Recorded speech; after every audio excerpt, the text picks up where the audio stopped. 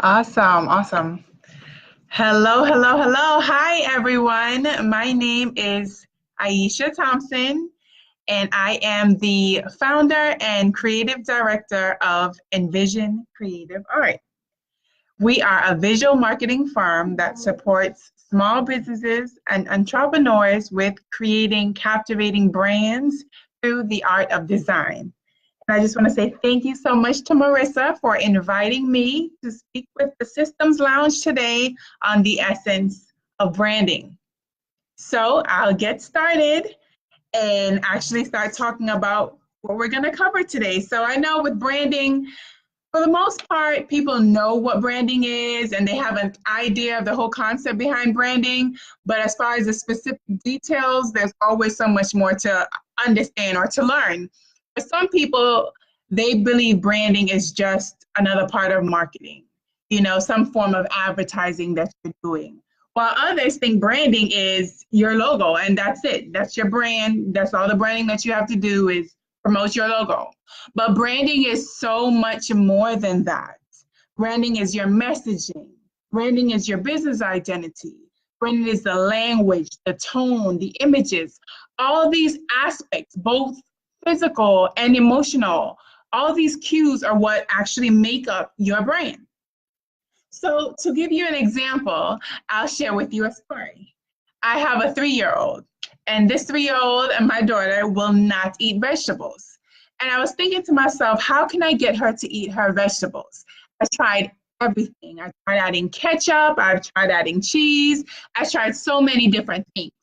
And I'm not sure if you guys have ever experienced that when it comes to your business. Whether you tried adding sales, you tried promoting on social media, and just different ways to actually promote your brand and build brand awareness, and for some reason it's still not sticking, or you feel as if you're still not specifically speaking to the tribe that you're seeking to really talk to, right? That's how I felt when it came to actually giving this child vegetables and her accepting it. I felt like I needed to dig a little bit deeper and understand what is it that she likes so that I can meet her where she is and speak to that and present it from that aspect. And that's what branding is. So I thought to myself, what is it that she likes? What type of foods does she like? And I thought, McDonald's, right? Every child loves McDonald's. And I know the moms out there, you think, McDonald's, I don't know. I don't really want to give my kid McDonald's. And I get it. Trust me, I do. But it's something about McDonald's that makes every child light up when they hear the name, and they get so excited when they know they get to go to McDonald's. And it's all because of the branding. Because the moment that you mention the name McDonald's, they instantly start thinking about their experience. And can you imagine if the moment that someone mentions your business name, people get excited and they start thinking about the experience that they've had with your business, whether it's the customer service experience, whether it's the feeling that they received when they had your service or your product. And that's what builds a brand, is the experience. It's just so much more than a logo. So the 3 things that I'm actually going to share to you today is 1, clarity on the concept of branding and what that is. 2, effective tips on how you can develop your own unique branding. And 3, mistakes you can avoid when considering branding for your small business. So I kind of touched a little bit on clarity and what exactly branding is, right? It's your marketing messages. It's your design style. It's imagery. It's slogans. It's so much. It's a combination of both physical and emotional cues, right? It's all about creating that experience for a customer. It's not about spending a whole bunch of money on advertising or promoting your particular logo. And although it's important to make sure that your brand identity is something that is memorable and something that will captivate your audience, that's only one aspect of it, right? So when you think to yourself, okay, how do I create this brand? What are certain things that I should think about? 1, your brand personality, and go beyond thinking about what you like. Think about what it is that your client likes. For example, I had a client and she had an IT firm. She's like, well, I love the color purple. And, I want to include a crown in my logo because I love the fact of feeling royal and things of that nature.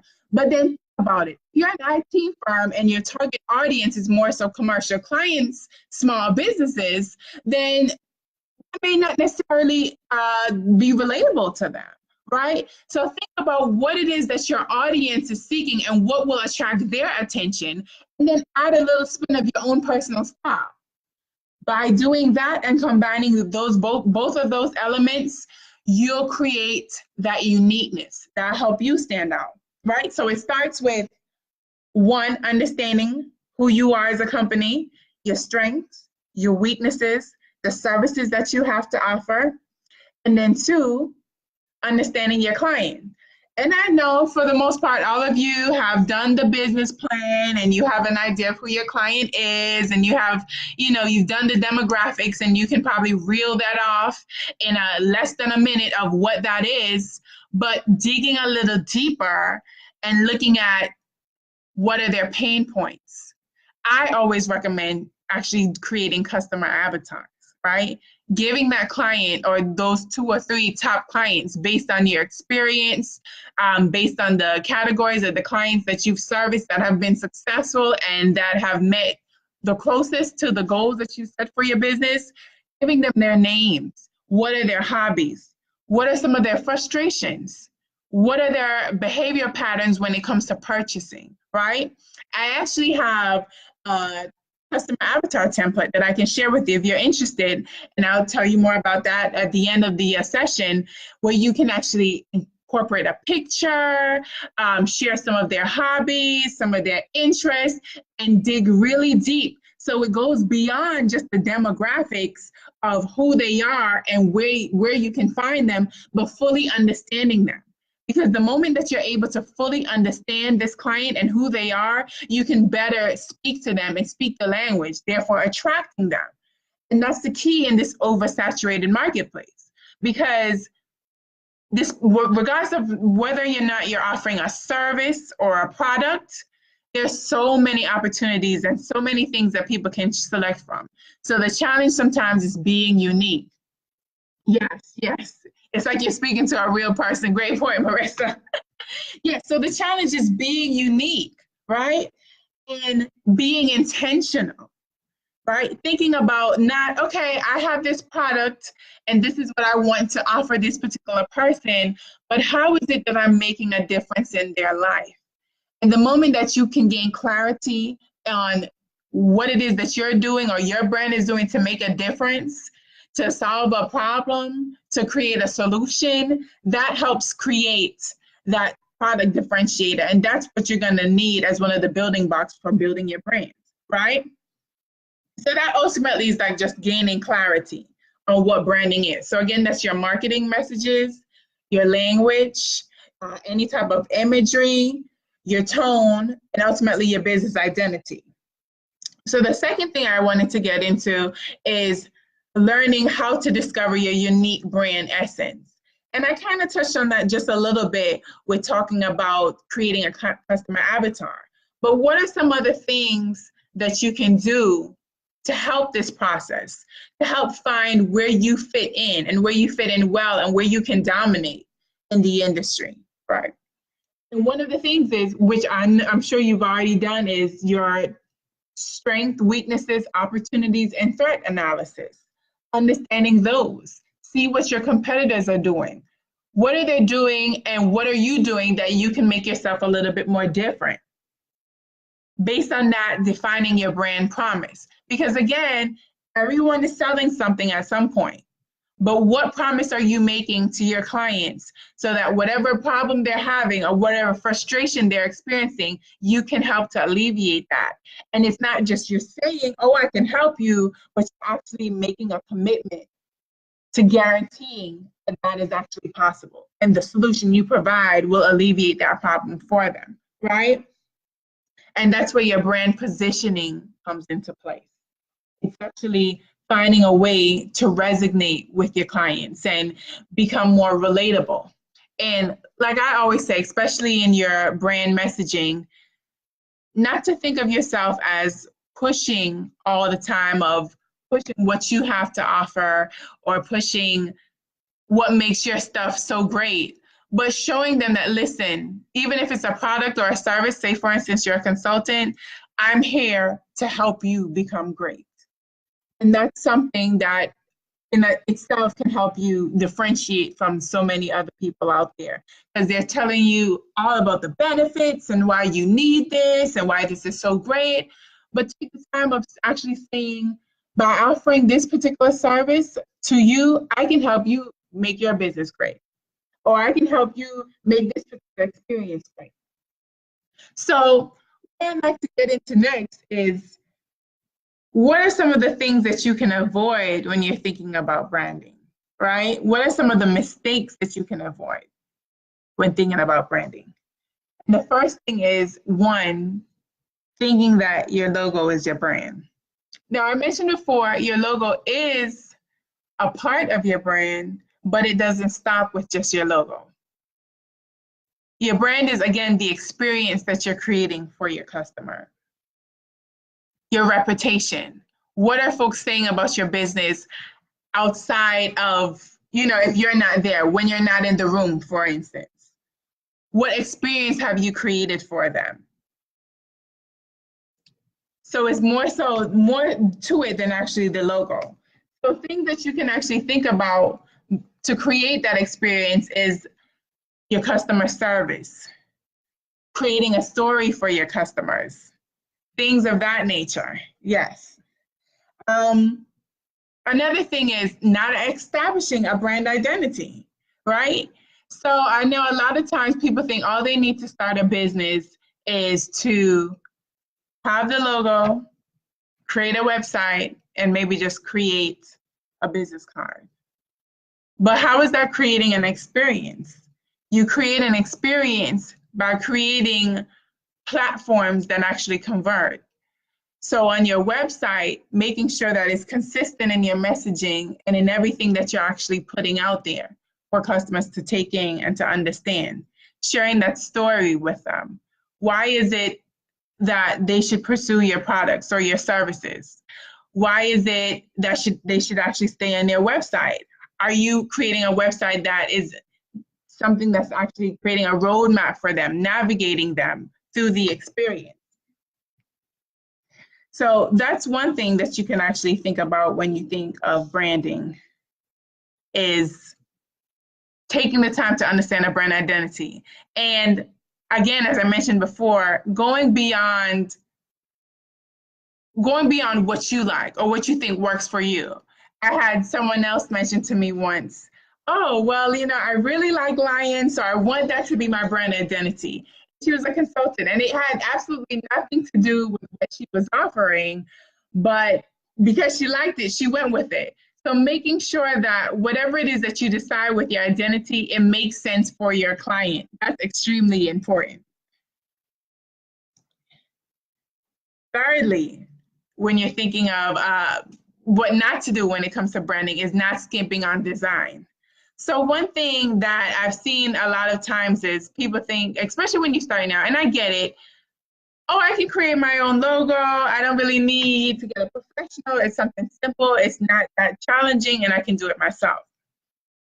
But the thing is, when you skimp on design, as the old saying goes, you kind of get what you pay for. So if you're looking for a certain level of clientele and your brand doesn't exhibit that or doesn't reflect that, then you won't be able to actually speak to that audience, because they won't be attracted to what you're putting out there. It sometimes takes a professional to offer their insight on what they think works for the design process to establish a luxury brand. So let me actually give a little bit more detail on that, because I know I'm kind of just skimming over it, and I have my notes here to help with that. So it's beyond of what something looks like, right? It's creating some form of useful solution for them. So for instance, I had a client, and she sold hair extensions. She was a professional stylist, and her concern was, how is it that I would be, how can I stand out online when so many people are already doing this? You know, so many people are selling hair, so many people are stylists, and I don't really know how to differentiate myself. And my response to her is push your experience, push creating an experience, right? If you know that you want to create a luxury brand where you're offering more than just selling hair or, you know, your hairstyling services, position yourself that way. Incorporate elements of gold and, you know, incorporate messaging that speaks to luxury and experiences and the creme de la creme of the hair industry. Incorporate that in your messaging because that is a part of your brand. So all of that is actually important. Design should reflect how you want your clients to feel. So it's more than just the colors that you like. It should be thinking about that experience that you're creating. Most importantly, it should be consistent. So if your purpose or if your goal is to position yourself as a luxury brand, be consistent about it and don't get deterred. I know, especially when I was starting out, I knew I was speaking to a specific audience.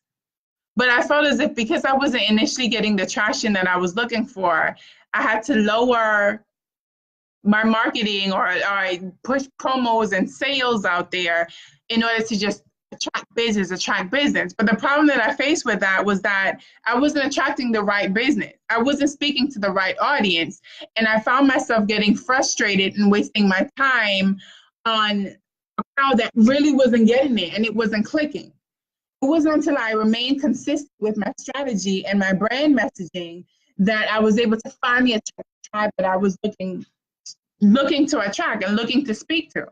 So that's a big part of branding as well, is just being consistent.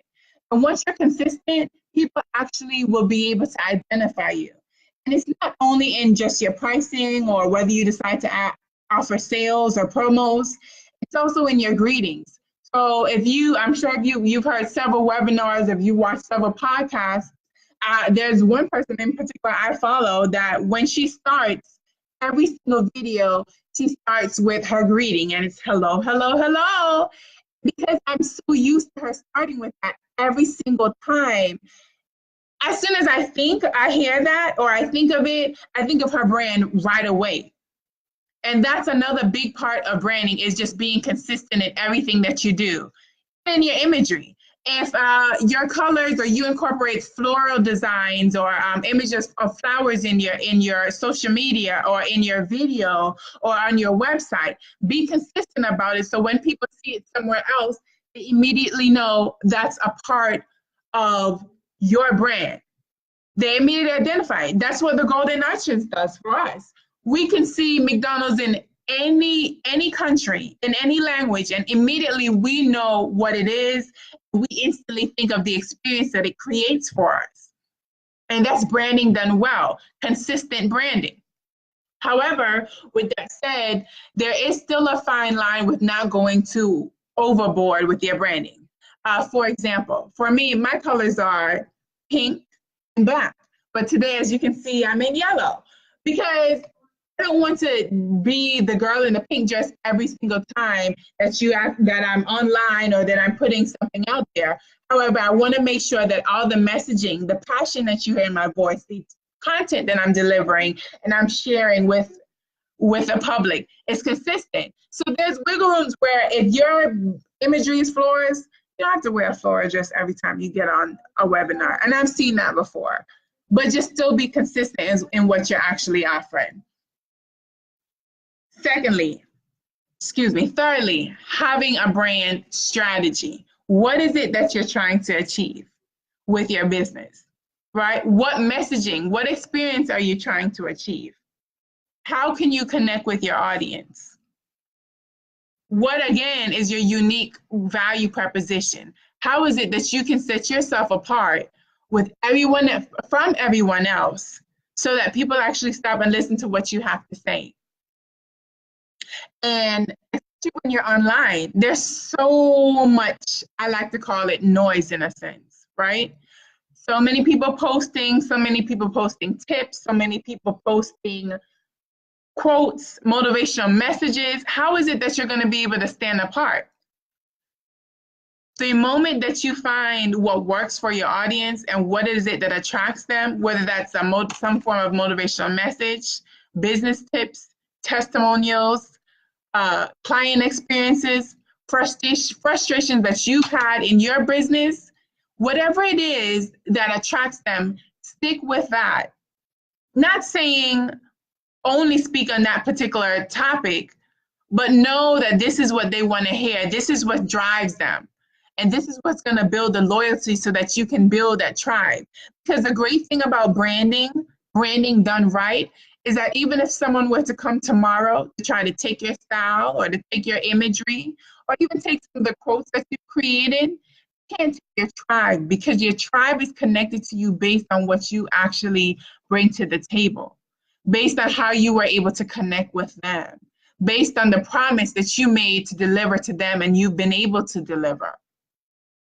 So that's a really big part of it, creating a strategy. And again, that goes back to making sure that you take time to work on those client avatars so you know what it is that they're seeking and you know those frustrations and you understand those price points. For me, what I've done to help me stay focused when it comes to sticking to my brand strategies, I made an outline of my brand vision, my core values, the market research I've done to see what my competitors are doing, their stands, their positioning. And I incorporated that in order to make sure that my brand promise was hitting on every single area of what I actually wrote out in my values, in my competitive research, things of that nature. And that helped me to kind of stand on my own greatness, right? And then finally, the other point that I'd like to make when it comes to branding and mistakes is invest in your business. We've all been there. I definitely understand how it is when you're first starting out. You want to minimize the cost that you're actually putting into the business, but at the same time, you want to make sure that you're doing it right and you're making moves and you're leaving a mark. And the more time that you actually take in the forefront to invest in your business, whether it comes to a professional website, not trying to waste time to figure it out on your own, because again, you want your website to not just be there to be static. You not just be there for someone to go to get information. You want it to be somewhere where they can actually convert, where they can go and they instantly know, okay, this is what they're selling. This is how I can actually access this information, right? So the goal is to create a website that converts, that's not just static. And we all may not have the skills to be able to do that. And we all, as business owners, we wear multiple hats. We're the business development person, we're the admin person, and in my particular situation, I'm the designer as well. So sometimes we have to be willing and okay with investing in the beginning to preserve our time so we can focus on our craft and understand the bigger value of what we're actually getting in our investments when it comes to our brand, when it comes to investing in that website, or when it comes to investing in that logo, or investing in an editorial calendar to jumpstart your social media pages, especially if one of your goals is to increase your presence, whether it's through the Google search or just your website traffic. That may be something that you think, for the most part, you're like, okay, I can figure this out. I can take a course here or there. I can check a YouTube page, but is it worth the time? And is it taken away from the experience that you're trying to create with your customer by you investing this time to try to figure it out? So my recommendation is always, always, always invest in the brand so that you can create the brand that you're envisioning to meet the client that you're seeking, in opposed to trying to start small, work on things yourself, work on everything yourself. Of course, there are things that you still want to do yourself, which we've all done, but definitely take the time to invest in your branding so that you're accurately targeting your audience, you're speaking the same language, and you're building that tribe right away. And another good thing to remember, especially when it comes to branding, is social media is a great, great, great platform for people to get to know who you are. I always recommend to people when they think of branding, don't think, oh, I'm trying to make an immediate sale, but think of building that relationship and establishing that trust. And using opportunities like, for instance, this opportunity to present to the Systems Lounge as an opportunity to just get in front of people, share with them your knowledge, share with them your profession and what you bring to the table so that you're increasing that brand awareness. And though it may not convert to a sale right away, we know, okay, this is what this brand has to offer. This is the value this brand brings to the table. And I'd like to hear more of this person. I'd like to hear more from this particular business. So, so in summary, we talked about today the clarity of branding, and I hope I've been able to answer some of the questions that you had about branding. What exactly is branding? No, it's not just the logo. It's not just another part of your marketing budget. It's the entire experience that you create for your customer. It's your messaging. It's the visuals. It's the tone. And it's just that story that you're sharing in order to connect, building that relationship. How to make your brand unique and how to actually find the essence of your brand starts with, one, clearly understanding your products, your services, and diving very deep into your client avatar. Again, your client avatar goes beyond just the demographics. It's who they are, what they enjoy, name them. And then finally, mistakes to avoid when you're actually starting your branding. Not skimping on your logo, making sure that you're consistent.